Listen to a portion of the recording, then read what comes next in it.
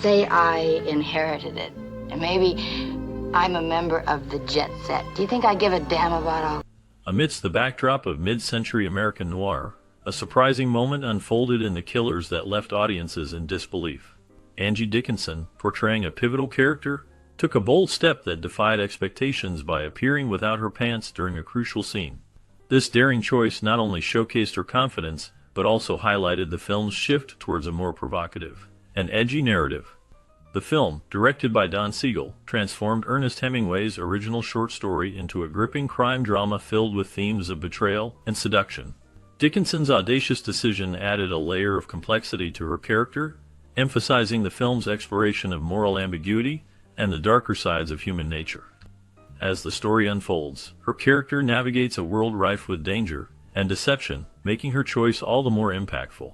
This moment became a defining aspect of the film, resonating with audiences and critics alike, and marking a significant point in the evolution of cinematic storytelling during the 1960s. Oh, I'm sorry, sir. 1 carrot juice. That's the eyes. Anchored by a powerhouse ensemble, The Killers features a cast that bridges generations of Hollywood talent. Lee Marvin delivers a chilling and stoic performance as Charlie, the cold and calculated hitman, embodying a sense of menace that permeates the film. John Cassavetes brings a brooding vulnerability to the role of Johnny North, the doomed race car driver whose fate is sealed by the choices he makes. Angie Dickinson, portraying the enigmatic Sheila Farr, adds a seductive complexity that drives much of the film's emotional and narrative tension, making her character both alluring and dangerous. Notably, this film marks Ronald Reagan's final screen role before transitioning into politics, where he plays against type as the ruthless crime boss Jack Browning, showcasing a darker side that contrasts with his later public persona. Supporting actors like Cleo Ugulager, Claude Akins, and Norman Fell round out the cast with distinct, memorable performances, lending credibility and texture to the film's bleak underworld.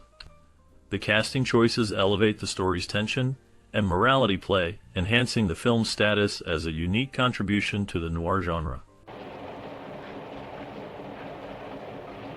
So we got a contract.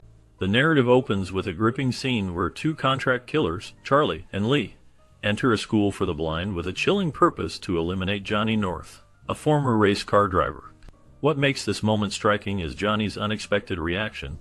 He does not resist his fate and seems to welcome his execution.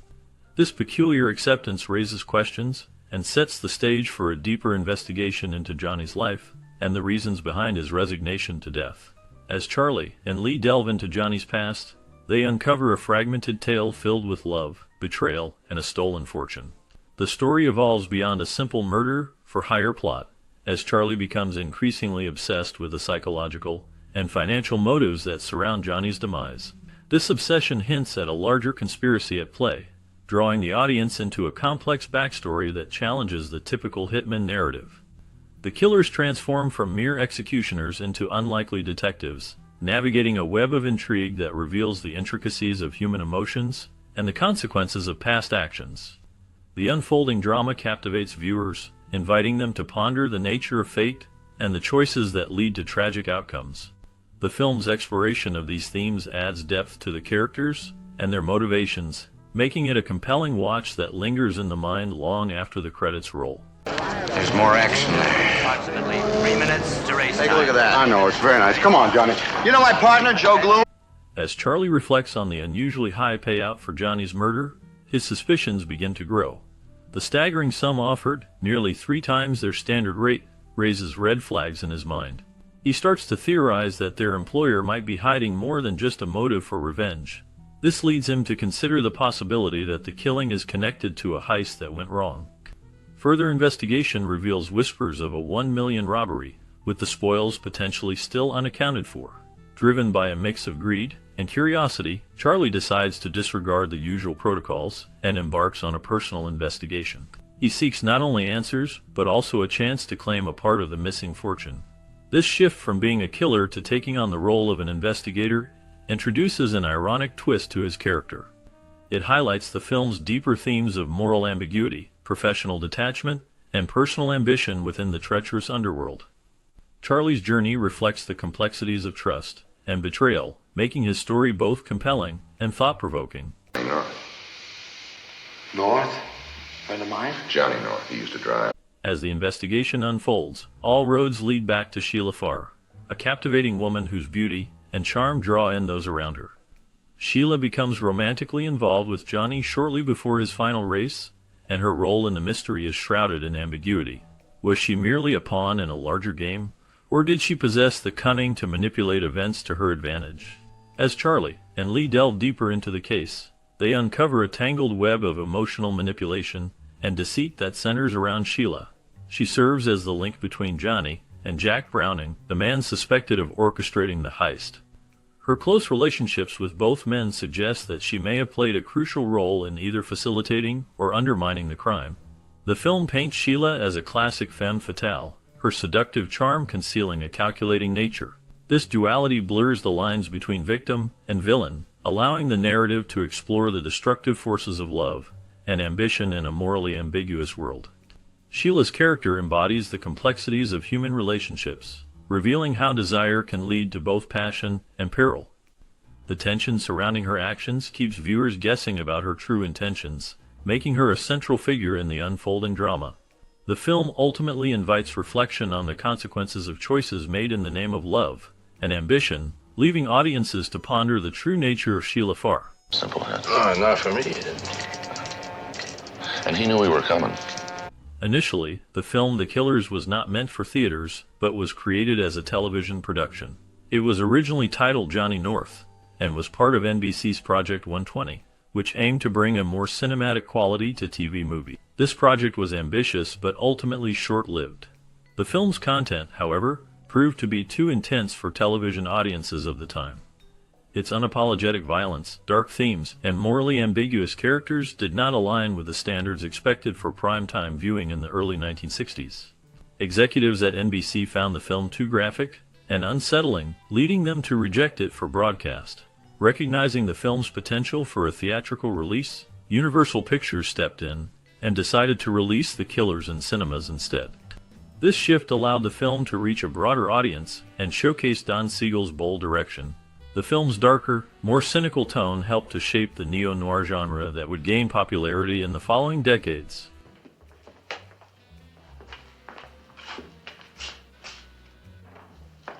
The casting process for The Killers was filled with high-profile considerations and intriguing behind-the-scenes decisions.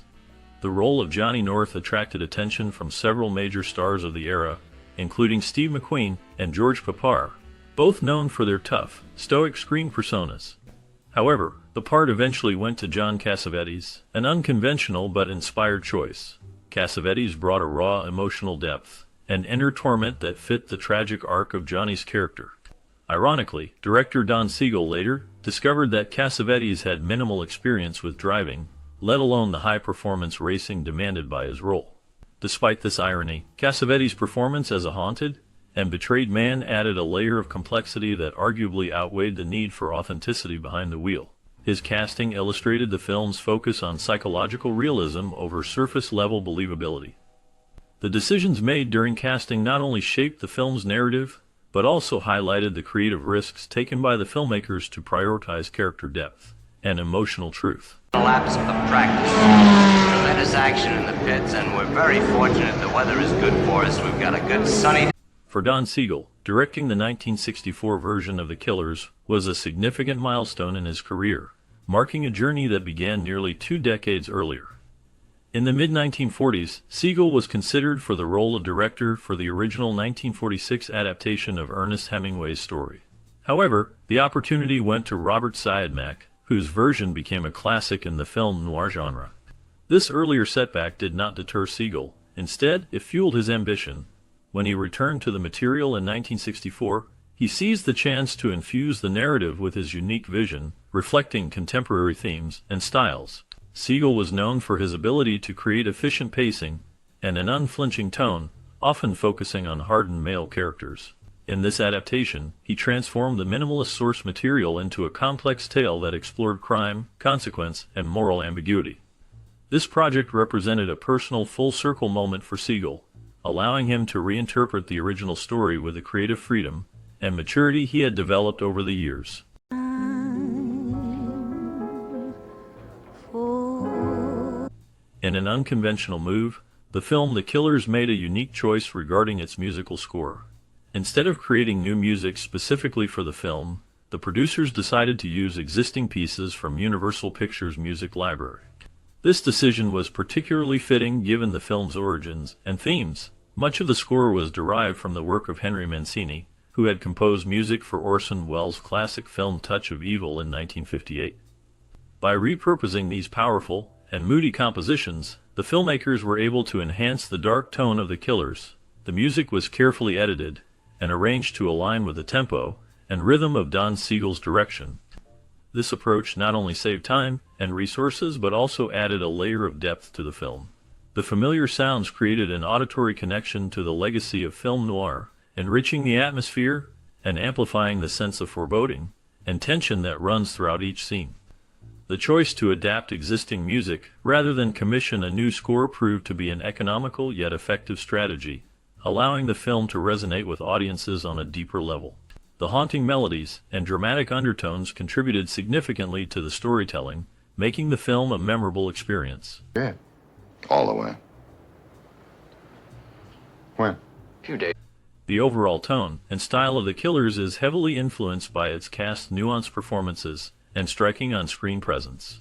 Lee Marvin, fresh from his rise in hard-edged roles, portrays Charlie with a chilling detachment that perfectly captures the essence of a professional killer slowly unraveling due to his own curiosity.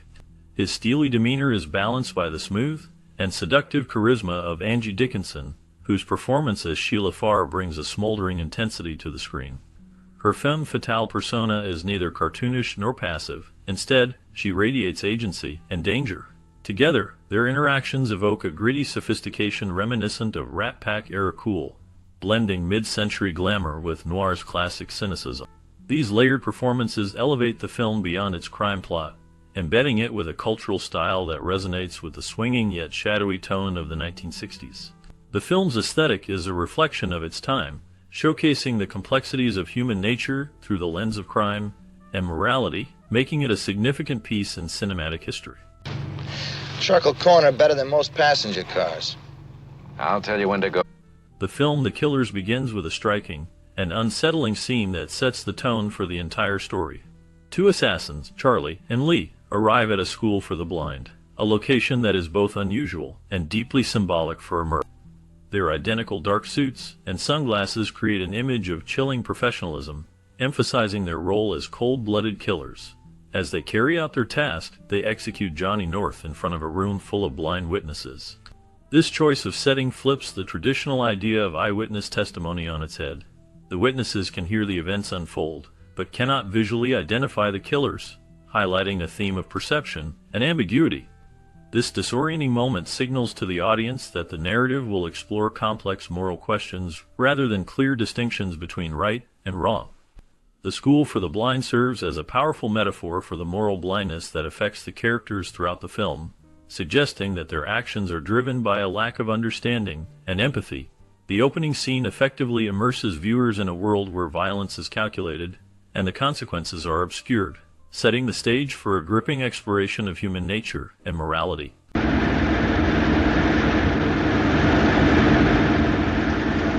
Following the assassination of President John F. Kennedy on November 22, 1963, production on The Killers came to an unexpected and somber end. Lieutenant, the cast and crew were deeply affected by the national tragedy, sharing in the collective grief that swept across the country. Angie Dickinson, one of the film's leads, reportedly broke down in tears, overwhelmed by the shock and sorrow of the event. Director Don Siegel later reflected on how the mood on set turned heavy, leading to a suspension of filming as the team struggled to process the impact of the assassination. This pause in production was not just a reflection of the emotional toll on those involved. It also mirrored the broader cultural climate of the time, which was marked by confusion, disillusionment, and a growing sense of darkness in American society. When filming eventually resumed, the weight of that moment lingered in the air, subtly influencing the film's themes of violence, fatalism, and lost innocence. The events surrounding the assassination cast a long shadow over the production, shaping the narrative and emotional depth of the film in ways that resonated with audiences. The atmosphere on set, charged with a sense of mourning, contributed to the film's exploration of darker themes, making it a poignant reflection of the era's struggles and uncertainties. The impact of this historical moment on the film's production serves as a reminder of how real-world events can profoundly shape artistic expression and storytelling. Very hard fast. Your guesses would show that now. In what would be his final appearance in a feature film, Ronald Reagan took on the rare role of a villain, portraying the cold and calculating Jack Browning. Initially hesitant to accept the part, Reagan was persuaded after a personal meeting with director Don Siegel. The role was a significant departure from Reagan's typical screen image as a likable and trustworthy leading man. In The Killers, he exudes a detached ruthlessness that surprises viewers familiar with his earlier work. This portrayal marked a stark contrast to the heroic characters he often played, showcasing his range as an actor. However, as Reagan transitioned into politics shortly after the film's release, he made efforts to distance himself from the role, reportedly uncomfortable with the violence and the nature of the character he portrayed.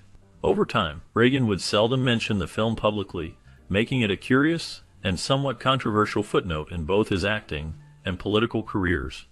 The film remains a notable example of his versatility, yet it also reflects the complexities of his public persona. Is dead. You know who that leaves?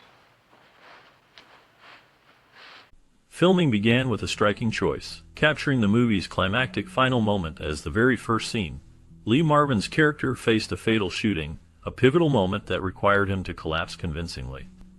This scene symbolized the unraveling of the killer's once-controlled facade, setting a dark tone for the film. The crew faced a surreal challenge, as Marvin was reportedly heavily intoxicated during the shoot. Despite this, he delivered a powerful and haunting performance that resonated deeply with the crew and future audiences. This decision to start with the end not only framed the production, but also showcased director Don Siegel's trust in Marvin's ability to portray his character's tragic journey from the very beginning. The intensity of this opening scene laid the groundwork for the film's emotional depth, influencing how the story unfolded.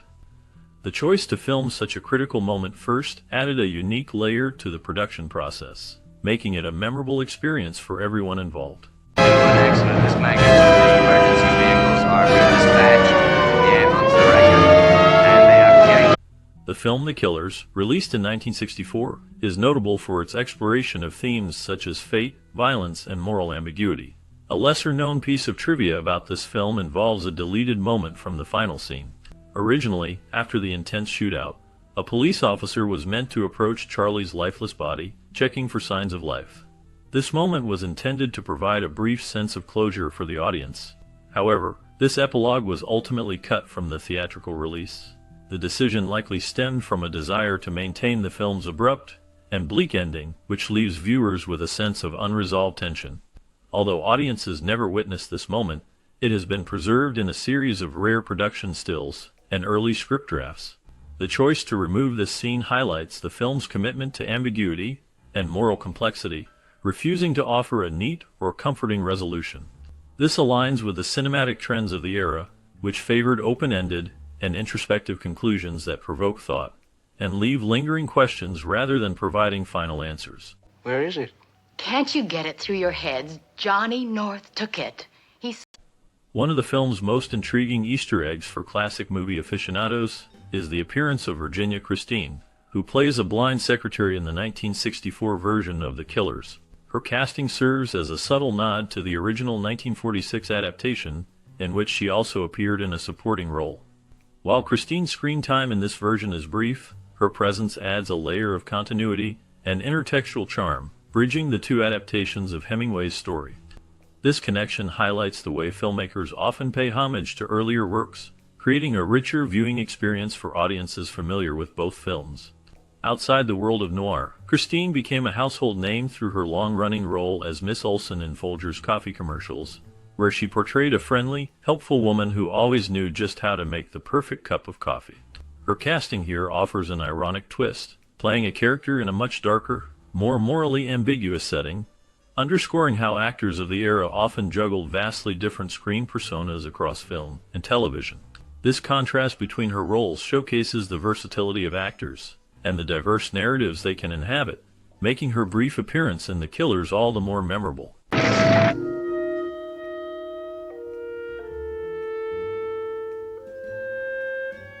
Angie Dickinson delivers a standout performance as Sheila Farr, effortlessly blending charm, seduction, and hidden danger.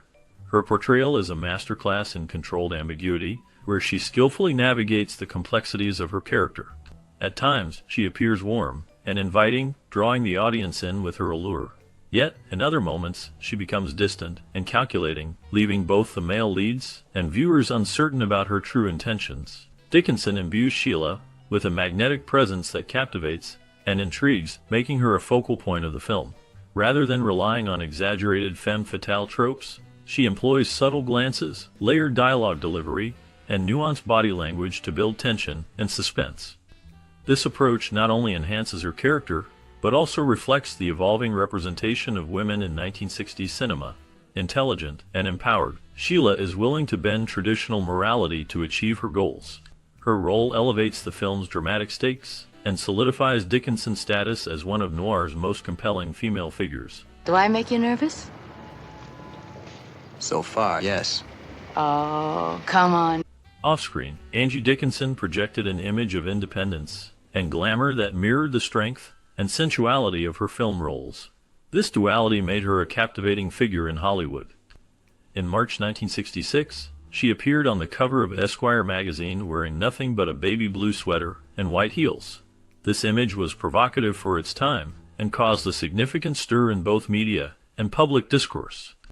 It challenged the era's conventions of feminine modesty and sexual expression, positioning Dickinson as a symbol of liberation and controversy.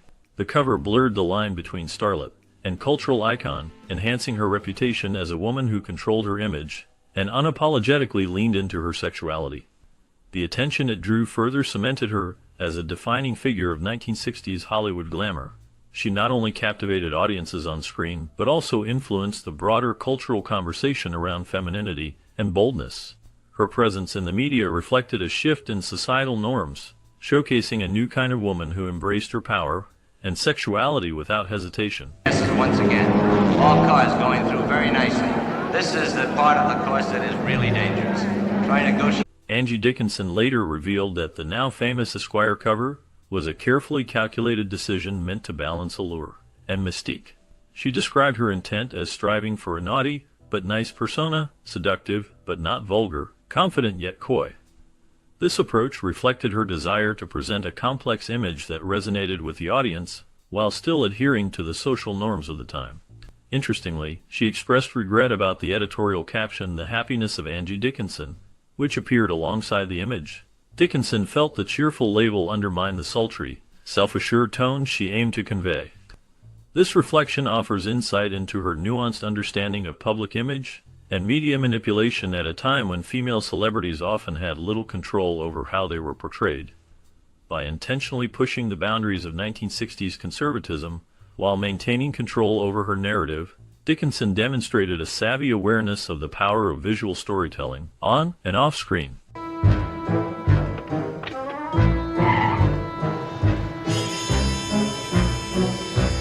This moment in The Killers not only shocked viewers, but also marked a turning point in how women were portrayed in film. Angie Dickinson's bold choice to appear without her pants challenged traditional norms and expectations of female characters in cinema. It demonstrated her strength and willingness to embrace vulnerability, which resonated deeply with audiences. The scene became iconic, symbolizing a shift towards more complex and layered portrayals of women in film. As the narrative unfolds, Dickinson's character embodies the themes of seduction and betrayal, making her actions even more significant. This daring moment contributed to the film's overall impact, pushing boundaries and inviting discussions about morality and human nature. The legacy of this scene continues to influence filmmakers and actors today, showcasing the power of bold choices in storytelling. The film's exploration of darker themes and moral ambiguity remains relevant, reflecting the complexities of human relationships and societal expectations.